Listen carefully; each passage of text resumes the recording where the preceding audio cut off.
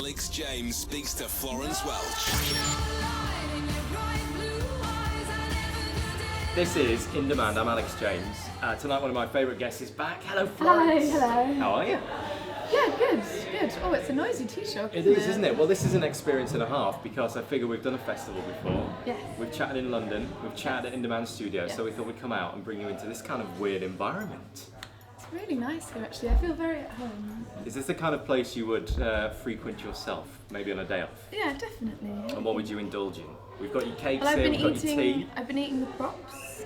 It's definitely real cake. And it seems like real tea. Yep. Tastes good. Delicious. Excellent. We're sitting comfortably. We'll begin. You've toured a lot in the past. Obviously, you've done lots and lots of shows. How long does it take you to settle on a definite set list for a big It changes tour? every day. So you're allowed to do that. You're allowed to mix it up. Yeah, it changes all the time, actually. We've changed it pretty much every day of this whole tour. Does that keep that interesting for you, or are you Well, I doing always that forget. for reasons? I'm the worst. I always forget, and I'll be like, and now this song is happening, and the whole band will be like, no, Oh, it's crap. not. And I'm like, oh wait.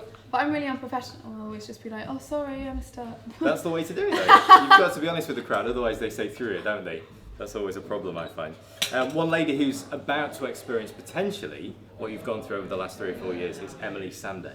She's this year's Critics' Choice. Yeah, she's really good. I saw her perform at the L Style Awards. Really, she did a really it's like a really small acoustic set. Her voice is amazing. I read a story that said just before, I think it was just before Christmas, that you'd been put on silent duty for a bit. It might have been a totally made up story, but they were saying there were concerns that you were going the Adele route.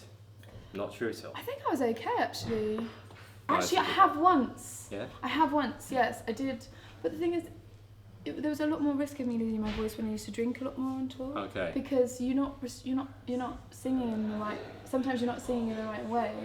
And I do remember it was in Bristol years and years ago, and I just got up on stage and wah, screamed and just it went. I felt it just go, and I couldn't speak. I couldn't even you feel something click, and it was really horrible. I couldn't even talk. I was completely miserable.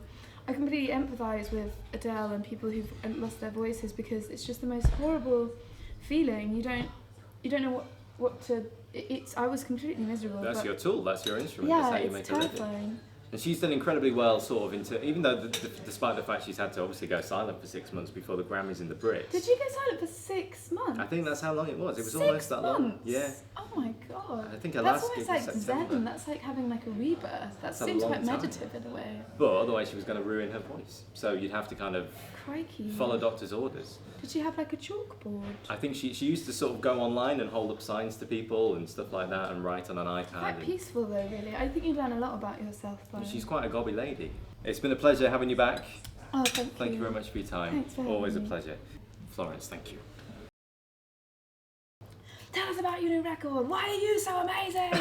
Tell me. And I'm like, well, I'm not really, and the record's all right. I guess you can buy it if you want to, but you definitely don't have to.